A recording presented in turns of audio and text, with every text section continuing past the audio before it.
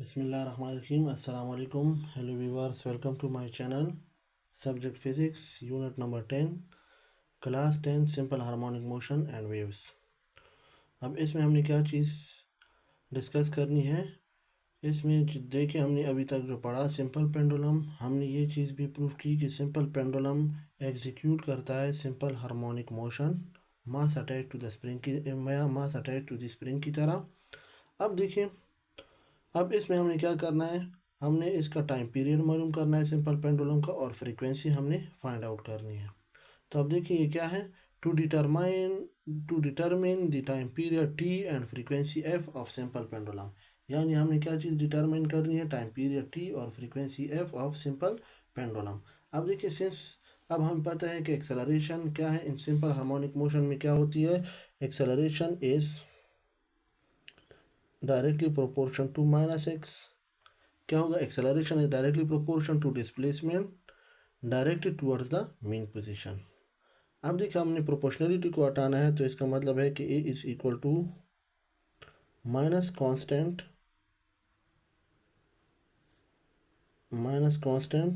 X. अब देखिए constant क्या है, इसको हम लिख सकते हैं a is equal to, constant है साइड पे हम लिख लेंगे, कांस्टेंट है ओमेगा स्क्वायर।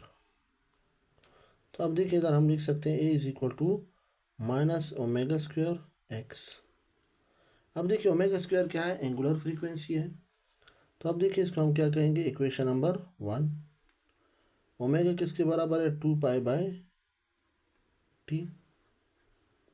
तो अब हमारे पास इक्वेशन 1 क्या बनेगा, इक्वेशन 1 बिकम क्या होगा, a is equal to minus omega square क्या है, 2π/t, ओमेगा पर स्क्वायर है, इस पर भी स्क्वायर होगा, और एक्स। अब देखिए फिर क्या होगा, ए इज इक्वल टू, इससे आएगा -4π² divide by t square into x. ये हमारे पास इक्वेशन नंबर 2 आएगा। अब हमने पीछे जो उसमें सिंपल पेंडुलम ने हमने जो चीज़ डिराइव की थी, इन सिंपल पेंडुलम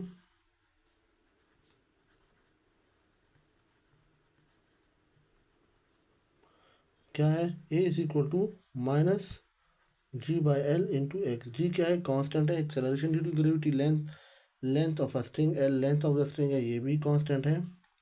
अब ये इक्वेशन नंबर 3 बन गया।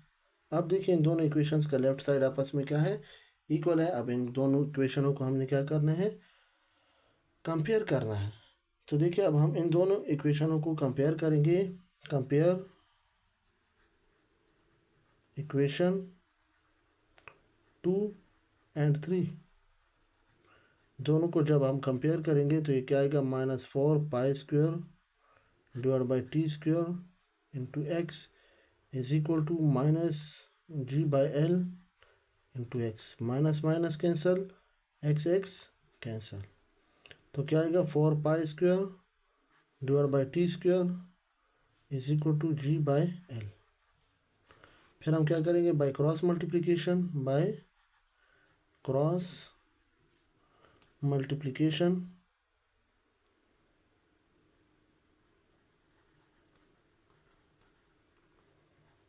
जब हम बाय क्रॉस मल्टीप्लिकेशन करेंगे फिर क्या आएगा, 4π² l is equal to g/t square. अब जी को हमने यहाँ से हटाना है, हमने टाइम पीरियड फाइंड आउट करना है, तो हमने क्या लिखना है, by division property dividing both side by g. तो क्या आएगा, 4π² t divide by g is equal to g/t square divide by g. ये 4π² t नहीं होगा, बल्कि सॉरी ये क्या होगा, l होगा। 4π² l divide by g is equal to g/t square by g. G आपस में क्या होगा, कैंसिल हो जाएगा, तो इसे आएगा 4π² divide by g is equal to t square. अब देखिए इसके बाद क्या होगा, उसके बाद 4π² divide by g is equal to t square by symmetrical property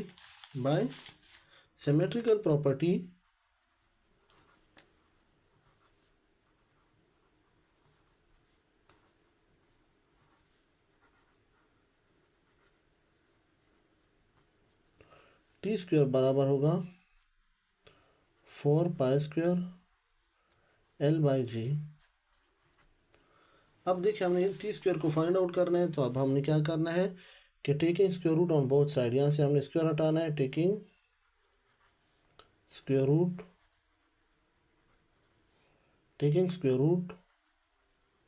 on both sides.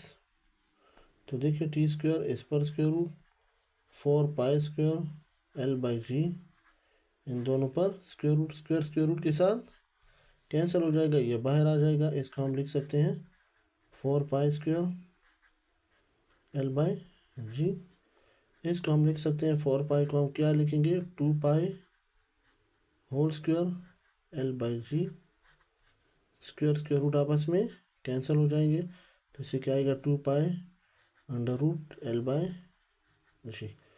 तो ये क्या आएगा हमारे पास टाइम पीरियड, क्या आएगा सिंपल पेंडुलम का टाइम पीरियड इस फॉर्म में हमारे पास आ जाएगा। अब देखिए अब इसके बाद हमने क्या करना है, इसकी फ्रीक्वेंसी फाइंड आउट करनी है। अब फ्रीक्वेंसी हमें पता है कि वो किस चीज़ का रेसिप्रोकल है, टाइम पीरियड का रेसिप्रोकल है। लेकिन उससे पहले हमने ये चीज़ जाननी है कि टाइम पीरियड देखिए किस पे डिपेंड करता है। Time period of simple pendulum directly proportion on the length. Time period ज़्यादा, लेंथ ज़्यादा होगा तो प्रोपोर्शनल, ये लेंथ ज़्यादा होगा तो टाइम पीरियड भी ज़्यादा होगा, and inversely proportion to the acceleration due to gravity. अब देखिए दूसरी बात क्या है, the period of pendulum does not depend of the mass of the pendulum. देखिए ये भी हम लिख लेंगे, the period of the pendulum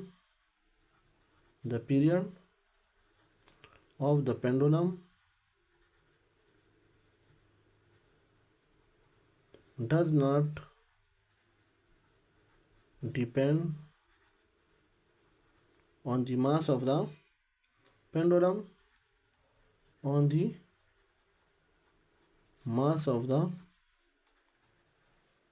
pendulum, pendulum के मास पर ये डिपेंड नहीं करता, और period of pendulum does not depend on its amplitude और उसके एम्पलीट्यूड पर भी ये डिपेंड नहीं करती, इंडिपेंडेंट है इन दोनों से। अब हमने क्या चीज़ फाइंड आउट करनी है, फ्रीक्वेंसी। तो देखिए फ्रीक्वेंसी क्या है, हमें पता है फ्रीक्वेंसी बराबर है 1/t। अब यही वैल्यू पुट करो टाइम पीरियड की, 1/2π√L/g। तो फ्रीक्वेंसी आएगा 1/2π√g/L के बराबर आ जाएगा।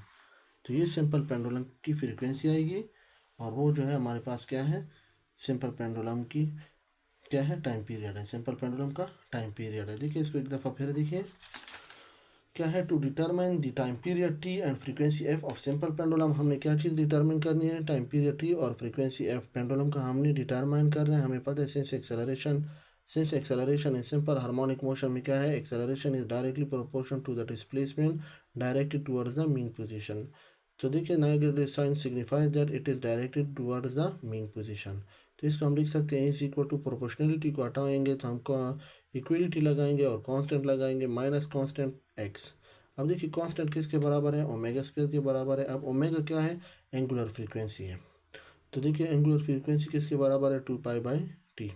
अब देखिए फिर क्या है, इक्वेशन 1, ये इक्वेशन 1 बन जाएगा, कांस्टेंट की जगह पे मैंने ओमेगा स्क्वायर पुट किया और ये एक्स आ गया। अब देखिए इक्वेशन 1 बिकम इक्वेशन 1 क्या बन जाएगा, a is equal to minus omega square क्या है 2π/t होल स्क्वायर और एक्स। अब इससे फिर क्या आएगा, ए इज इक्वल टू 2π का स्क्वायर है तो ये 4π² हो जाएगा t स्क्वायर एक्स। ये इक्वेशन नंबर 2 आ जाएगा। फिर हम देखिए सिंपल पेंडुलम की तरफ जाते हैं, a is equal to -g/L into x उससे आता है। तो देखिए इक्वेशन 3 होगा। अब ये दो इक्वेशन हैं, अब इन दोनों का लेफ्ट साइड आपस में क्या है, इक्वल है। जब दोनों का लेफ्ट साइड आपस में इक्वल है तो हमने क्या करना है, दोनों को कंपेयर करना है। तो इसके राइट साइड को भी हमने इक्वल बनाना है। तो कंपेयर इक्वेशन 2 एंड 3, 2 और 3 को कंपेयर करो। तो देखिए 2 क्या है, -4π² into x is equal to -g/L into x. X cancel हो जाएगा, माइनस माइनस कैंसिल हो जाएगा, 4π² इज इक्वल टू g/L। फिर हमने क्या करना है, बाई क्रॉस मल्टीप्लीकेशन करनी है। तो देखिए क्या आएगा 4 pi square into L is equal to G T square. अब हमें टाइम पीरियड मालूम करना है तो जी को हमें यहाँ से हटाना है। By division property dividing both side by g, हमने दोनों तरफ जी पे डिवाइड करना है। 4 pi square l divide by g is equal to G T square by g, g g cancel हो जाएगा। तो इससे क्या आएगा 4 pi square l divide by g, 4 pi square l divide by g is equal to t square आ जाएगा। तो देखिए फिर क्या होगा, हमें पता है by symmetrical property t square is equal to 4 pi square l divide by g आएगा। फिर हमने क्या करना है, इनका स्क्वायर रूट ले लेना है दोनों तरफ। जब स्क्वायर रूट लेंगे तो टी स्क्वायर का स्क्वायर रूट लेफ्ट साइड पे हमने स्क्वायर रूट लेना है और राइट साइड पे भी स्क्वायर रूट लेना है। 4 पाई स्क्वायर एल बाई जी को भी हमने स्क्वायर रूट में लिख लिया है। अब देखिए फिर क्या है, time period is equal to 4 pi square under root l by g. 4 pi को मैं लिख सकता हूँ 2 pi whole square, 4 pi square को हम लिख सकते हैं ना। तो अब देखिए स्क्वायर स्क्वायर रूट के साथ कैंसिल हो गया, एल बाई जी आ गया। तो देखिए टाइम पीरियड क्या है, 2 pi under root l by g के इक्वल है। अब देखिए फिर क्या होगा, time period is equal to 2 pi under root l by g. तो इसका मतलब है कि द पीरियड ऑफ पेंडुलम जो है वो डिपेंड किस पर नहीं करता, मास ऑफ बॉब पर डिपेंड नहीं करता और इसके एम्पलीट्यूड पर डिपेंड नहीं करता। फिर हमने इसकी फ्रीक्वेंसी फाइंड आउट करनी है। फ्रीक्वेंसी क्या है 1/t, 1/t की वैल्यू क्या है 2 pi under root l by g. अब ये क्या होगा, ऊपर चल जाएगा तो जी बाई एल आ जाएगा। फ्रीक्वेंसी क्या आएगा, F is equal to 1/2 pi under root G by L. तो यहाँ तक देखिए हमारा जो टॉपिक है ये कंप्लीट हो चुका है। तो देखिए इंशाल्लाह नेक्स्ट वीडियो में फिर मुलाकात होगी। तब तक के लिए अल्लाह हाफिज़।